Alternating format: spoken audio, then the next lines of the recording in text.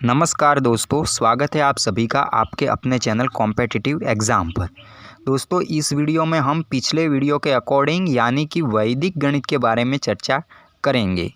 तो चलिए शुरू करते हैं आज का वीडियो। दोस्तों, मैंने पिछले वीडियो में आपको बताया था कि वैदिक गणित जो है वो तेज़ गति से कैलकुलेशन करने का एक माध्यम है। उसमें कुल मिलाकर 16 सूत्र और 13 उपसूत्र है। इसके अलावा 4 बिंदु हैं: निखिल, निखिलेश, मूलांक और विनिकुलम यानी ऋणांक। उस वैदिक गणित के लिए हमें 1 से 9 तक के पहाड़े यानी टेबल्स आने चाहिए और तेज़ गति से किसी भी संख्या का एडिशन करते हुए आना चाहिए। अगर इतना आपको आ गया तो मानो गणित की दुनिया आपने जीत ली। चलिए शुरू करते हैं पहला बिंदु वैदिक गणित का, और वो बिंदु है निखिल। दोस्तों, निखिल जिसको अंग्रेजी में बोलते हैं कॉम्प्लीमेंट। इसका डेफिनेशन, इसकी व्याख्या कुछ इस प्रकार से है कि दी गई संख्या को उसके नज़दीक वाली एक और शून्य वाली संख्या में से घटाने पर आपको जो अंक मिलता है, जो संख्या मिलती है, वो दी गई संख्या का निखिल यानी कॉम्प्लीमेंट है। चलिए कोई संख्या हम लेते हैं एग्जाम्पल। चलिए इस एग्जाम्पल को यानी 7 का निखिल क्या होता है, इसको हम सॉल्व करते हैं। इसका क्या जवाब आता है, तो देखिए इधर 7 में कितने अंक है, 1। तो 1 के पीछे एक शून्य वाली संख्या हमें लेनी होगी। तो आपको पता है कि 7 से नज़दीक वाली एक और शून्य वाली संख्या कौन सी है, तो 10। यानी हम अगर 10 में से दी गई संख्या 7 घटा देंगे तो हमें कितना उत्तर मिलेगा, 3। तो जो 3 है वो हमारा 7 का निखिल है, ऐसा हम बोल सकते हैं, और यही इसका आंसर भी है। चलिए हमारा एक और एग्जाम्पल है 64। इसका निखिल क्या होगा, तो इसके लिए हमें पता है कि इसमें कितने अंक हैं, 2। तो 1 के पीछे कितने शून्य वाली संख्या हमें लेनी होगी, 2।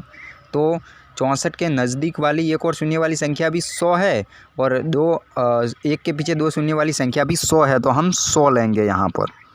तो इसको हम कुछ इस तरीके से सॉल्व कर सकते हैं। तो अब इधर आप ध्यान से सुनिए इसको कि अगर हम 100 में से 64 को घटा देंगे तो हमें क्या आंसर मिलेगा, 36। तो आप साफ तौर पे कह सकते हैं कि जो 64 का निखिल है वो क्या है, 36 है। 36 इज़ द कॉम्प्लीमेंट ऑफ 64।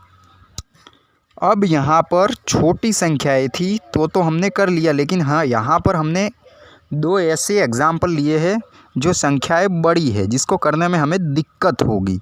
तो चलिए पहले एग्जाम्पल देख लेते हैं। वो ये एग्जाम्पल कुछ इस तरह के हैं जो आपको ध्यान से सुनना होगा।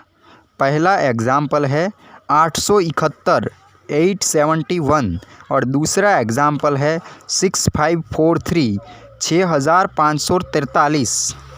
अब इन एग्जाम्पलों को सॉल्व करने के लिए हमें क्या करना होगा, हम इसको घटाएंगे उसके नज़दीक वाले एक और शून्य वाली संख्याओं से, तो हमें उत्तर मिलेगा। लेकिन क्या इससे भी बड़ी संख्या है, या इन संख्याओं को घटाने में हमें देरी नहीं हो सकती? बिल्कुल हो सकती है। तो इसके लिए हमारे वैदिक गणित में एक सूत्र दिया गया है जिससे आप बड़ी से बड़ी संख्या का निखिल बेहद आसानी से निकाल सकते हैं। तो वो सूत्र कौन सा है, वो सूत्र है निखिलम नवतः चरमम दशतः। इसका अर्थ ये हुआ कि दी गई संख्या के जितने भी शून्य हैं उसको आप 9 मानो और अंतिम शून्य को 10 मानो। यानी कि बाएं ओर से, मानी कि लेफ़्ट साइड से आप घटाते जाइए, और सबको 9 मान के आप जब घटाएंगे और लेफ़्ट में राइट में आएंगे दाएं हाथ की तरफ, तब जो अंतिम शून्य बचेगा उसको आप 10 मान के उसमें से संख्या घटाएंगे तो आपको अपना निखिल मिल जाएगा। हालांकि यह सब आपको एग्जाम्पल देखने के बाद ही बेहद आसानी से समझ आ जाएगा।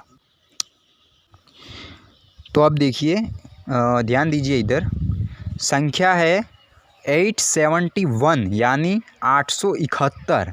अब इसके नज़दीक वाली एक और शून्य वाली संख्या है, कौन सी है, 1000, क्योंकि इसमें भी 3 अंक है और 1 के पीछे 3 शून्य वाली संख्या भी है 1000। तो अब आप इसमें से 871 को घटाइए, लेफ़्ट से राइट की तरफ जाइए 9 में से 8 घटाए, पहले शून्य को 9 मान के उसमें से 8 घटाए तो मिला 1। दूसरे वाले शून्य को भी 9 माना और उसमें से हमने 7 घटाए तो मिला 2। और तीसरे शून्य जो है अंतिम, उसको हमने 10 माना और उसमें से घटा दिया उसमें से घटा दिया 1, तो हमें आंसर मिल गया 9। अब देखिए इधर वाला जो 1 है 1000 का, उससे हमें कोई छेड़खानी नहीं करनी है, उससे हमें कोई लेना देना नहीं। अब हमारी यह आंसर हमें मिल गया 129। तो हम कह सकते हैं कि 129 है वो 871 का निकले।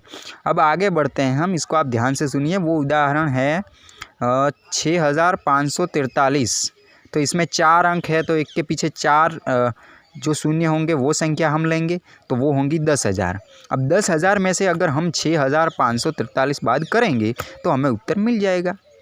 क्यों? बिल्कुल 6543 के नज़दीक वाली एक और शून्य वाली संख्या कौन सी है, तो भी वो 10,000। अब आप घटाइए बाएं लेफ्ट ओर से कि 9 में से आपने अगर 6 घटाए तो मिला 3, 9 में से आपने 5 घटाए तो आपको मिला 4, इसके बाद आपने 9 में से 4 घटाए तो आपको मिला 5, और अंतिम संख्या वो आपको क्या माननी है, 10, और उसमें से आपने अगर 3 घटाया तो आपको मिला 7। तो इसका आंसर हमें मिल गया 3457, 3457, जो कि 6543 का निखिल है, यह हम कह सकते हैं। तो दोस्तों इस तरीके से निखिल निकाला जा सकता है। आप इस वीडियो को ध्यान से सुनिए और इसके बाद और संख्याएं लेकर भी अभ्यास करिएगा। मैं अगले वीडियो में आपको मिलता हूं एक और शानदार बिंदु निखिलेश के बारे में। तब तक के लिए आप सबको नमस्कार।